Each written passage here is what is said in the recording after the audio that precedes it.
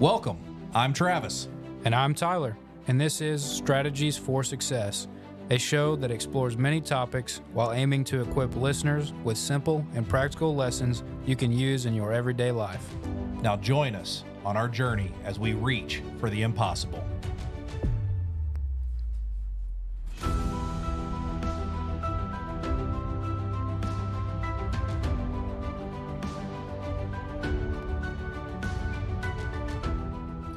Welcome back, guys. My name is Tyler.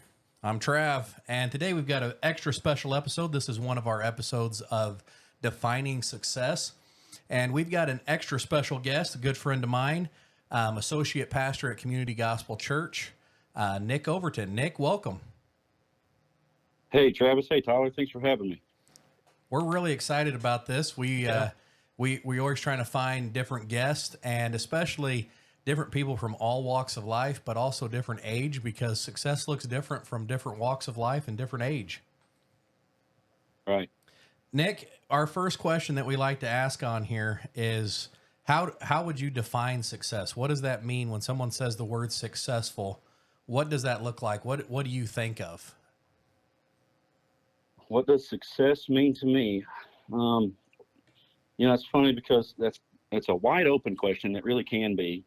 And if you had to ask me that, and if you had a time machine and you can ask me that in different stages of my life, I'd probably give you a different answer. Because we're always chasing success. Yeah. So, and it could be, at one point in my life, it'd be my defiance of success would be a brand new truck. Yeah. Or maybe getting married or so, So we're always chasing success, but ultimately, as a godly man, I want to live a life that aligns with God's will and reflects His character. The Bible says, "Seek first the kingdom of God, and all these things will be added unto you." Matthew 6:33. And if I can do just that, that would be my defiance of success. That's how I would define success. Yeah, absolutely. That's a great answer. I've got a friend of mine that's also in boys ministries, an older gentleman that shared with me. His name's Terry. He said that, talking to him about success, he said, look, if you meet me and forget me, you lost nothing. But he said, if you meet him and forget him, then you've forgotten everything. And I thought, man, that kind of puts it into a sentence. Yeah, it's good. Yeah, so you kind of alluded to it a little bit, but how would you say success looked early in your life, and then, up to this point, has that changed a little bit, or what do you think there? Yeah, well, like I said, as a teenager, I got involved in boys ministry in the state of Oklahoma, and we actually moved here from Arkansas in 2008. I was born and raised in a town called Greenwood, Arkansas. My dad's a pastor. He felt called somewhere else, and we moved to Muskogee, Oklahoma. He took a church there, and they had a boys program, and I went to my first boys camp out, and I got hooked into something called blacksmithing. So, and I got pretty good at it, and that was kind of my thing, I guess. And at that point in my life, being a master smith would be my level of success. Yeah. Mm-hmm. You know what I'm saying? That was kind of my goal, is to be a master smith. And that's what I love to do. So at that point in my life, and you grow up and things change, because, like I said, you're always chasing success, and sometimes that success, either you reach it and it changes and you run onto something else. But, getting married, that was 20s would be like, hey, if I just can get married and get a house, yeah, I'll be successful, and if you asked me a couple of years ago, it'd be, hey, if I could just have a kid, yeah, that would be successful. So I love how it changes as you go along. So that's why I really emphasized on the spiritual mature part of it, that, if I could just do that if I can seek first the kingdom, then I ain't got to worry about chasing success. Yeah, exactly. Yeah. I don't even know if I've shared this with you, but we had a boy on our outpost the first time we came to boys ministry camp, and he came and forged with you, and he was very quiet, and I remember. okay, so he went over there and you were like, you're gonna have to hit this like a man, you know, and you were showing him how to forge and beat the steel and make it work. Yeah. And it was about 3 weeks after that we got back from that camp, maybe 4 or 5. And he started kind of coming out of the shell. But I remember after that he forged that steel, he wanted to call his parents. He wanted to call everybody and tell them, look, I did something. And Right. it was an eye-opening experience to me because he felt like he was a success by you teaching him how to do something. Right. It's about 4 to 5 weeks that he came in and he gave his heart to Jesus. And I think that was a huge part of that because he felt like, hey, I am good enough. I can do something. I can be somebody. Right. So awesome. Nic, here's our last question here before we lead up to a challenge. What does that look like now, do you think, going forward? I know you said that you want seek ye first the kingdom, but how would you say, sometimes in church we have a lot of church phrases that we say, but how would you break that down to tell somebody, how do they do that? Well, if I can go back and tell Nic Overton some things with the knowledge that I have now. One thing my dad taught me, and he's taught me for years, and I've never really realized it till now, is, and especially this is in ministry, and I think in business, and just in success in general, is success never looks like success when you're in it. Yeah. You know, and so if I can just take a breath and let God be God, and, you know, and not worry about tomorrow or worry about how this event may look, or, you know, worry how these plans look. If I can just take a breath and let him be God, I think that, you know, that would be one of the big things that I would tell myself as a young man. Absolutely. Go ahead.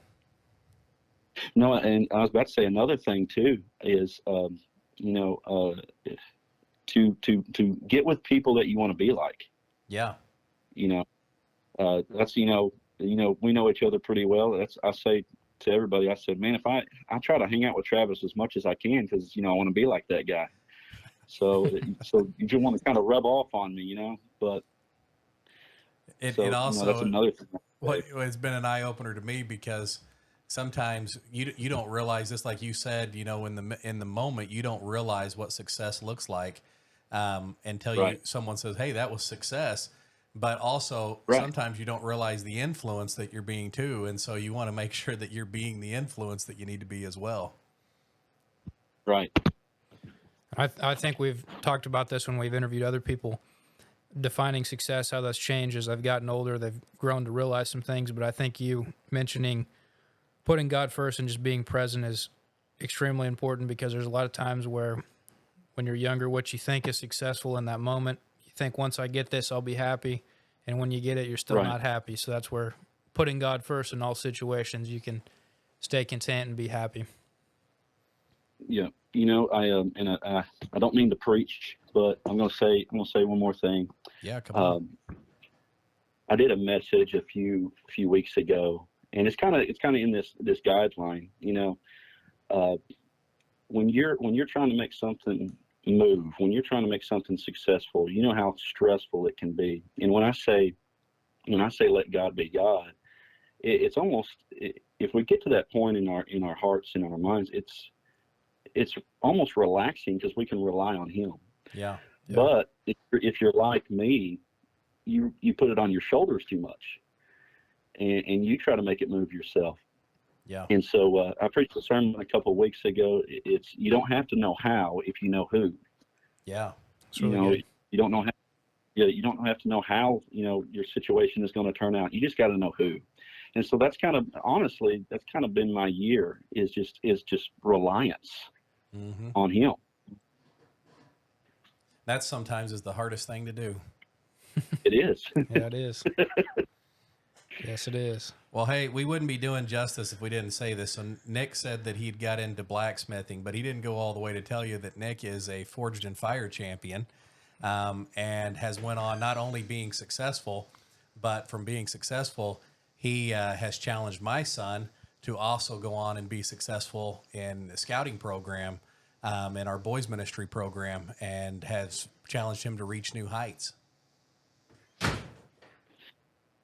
And he's done it, man. He has. He's done a great job, and I appreciate you being that mentor and that challenge in his life. Absolutely, man. Hey, absolutely. So we normally give a challenge at this point. You got a challenge you want to throw out here for our audience? Yeah, I do. When we're talking about, letting God be God, and this kind of sounds generic at face value, but I'm going to say be bold. I'm going to challenge you guys to be bold.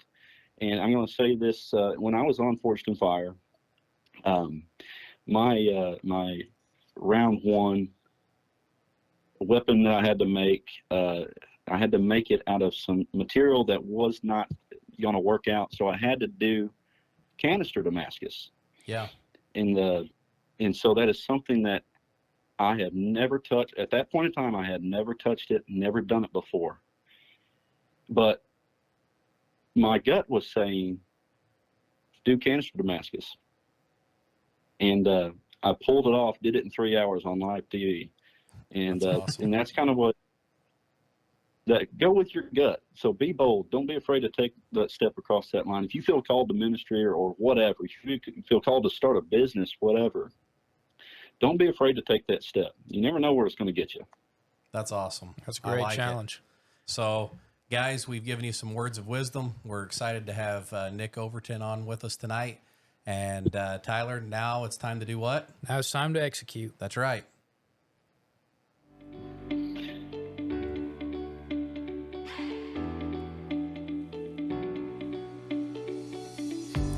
Thank you for learning with us. Join us next time as we reach for the impossible. I'm Travis. And I'm Tyler. And this is Strategies for Success.